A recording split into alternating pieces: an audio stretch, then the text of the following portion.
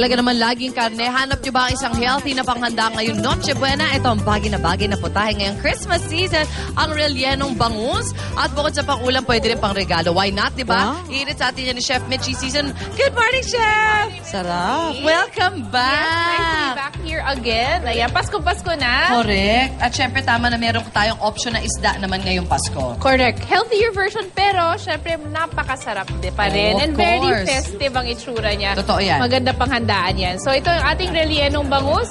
So unang-una, bibili tayo ng bangus na buo. Tapos sasabihin na natin, lalo na sa palengke, may libreng service na sila na i-relleno na nila o tatanggalin nila yung buong karne or yung meat nung ating bangus. Right. So papakuluan lang natin yan, makikita natin buong-buo yung karne.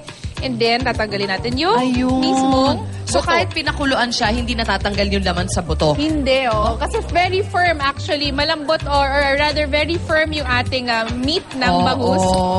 So maganda siyang pang-stuffing talaga. Okay. So kasama niya, magigisa tayo ng bawang, sibuyas. Meron tayo dito nga potatoes, tsaka carrots. Para Okay. na magkaroon ng gulay. Pag lumambot na, nagisa, nagkaroon ng lasa, Ihahalo sasama siya. na natin siya dito. Pero syempre, kailangan may oras kayo para tiyagain na tanggalin yung mga tinik, Tinik. no, nung bangus. Yes, so tatanggalin lang natin yan. Make sure, kasi pag kinain natin ang relleno, dire-diretso na Totoo mumuyain yan. yan. So tatanggalin natin yung mga tinik. And then, pagkatapos niyan, pwede na kayo magdagdag ng mga gusto nyong iba pang putahe. Pwede nga, usually, nalagyan natin ng green peas. Very Christmas. Yes. Pasas. Ano nangyayari dito? Guard? Yung mga Ay, ingredients nagdadako namin ng ni Chef ingredients. Mitchie, nababawasan. So, yan, pasas, green peas. Kung meron kayong mga sobrang ham, sobrang Pwede. sausage, longganisa, Isama lahat. pwede yan. Huwag mo na daw i-stuff, sabi ni Connie, pwede na yan. Ayan, Ayan. pwede na. Pwede, ito, Kunin nyo pwede na na. yan. Kunin nyo na yan, guys. Mag-news pa kayo eh. Mauna na.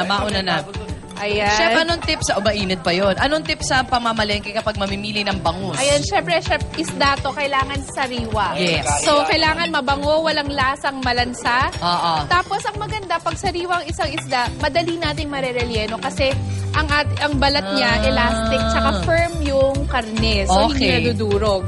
So, ito na yung filling natin. Nilagyan lang natin ng itlog para mag-bind.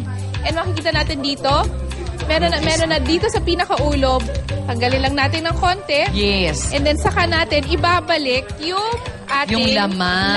na may kasama ng iba pang sangkap. Paano, kumbaga, sinasara o sinisil yung bangus? Okay. Kung ganito lang ang hiwa, kung dito lang sa mismong may leeg, babalik lang natin yung ulo. Okay. And then that's it. Piprito na Hindi yan natin. bubuka. Hindi na bubuka yan. Diretso na.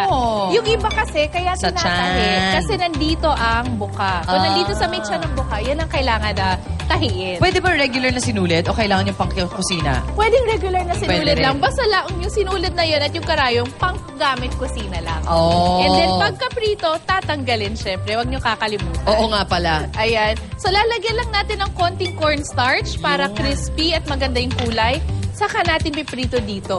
Pwede So, ba hindi iba-ibahin ang feeling ng relleno? Pwedeng iba-iba. Pwedeng gusto niya lagyan ng cheese, lagyan ng ibang karne. Yung iba nilalagyan pa ng ground pork. Ayun, yun, oo. Pwedeng- Yung sa amin may pwedeng ground pork giniling. yata. Tapos piprito lang natin siya hanggang maging crispy, golden brown. Oh, that looks Kasi good. luto na naman yung loob Tama. ng ating relleno. Ayun, Ayan na. May tama Tama. ka. Oops. Excited na ang ating first Ayan. customer Ayan. ng mainit, super init na Huwag rellenong natin bangus. kalimutan yung crispy na buto. Ayun!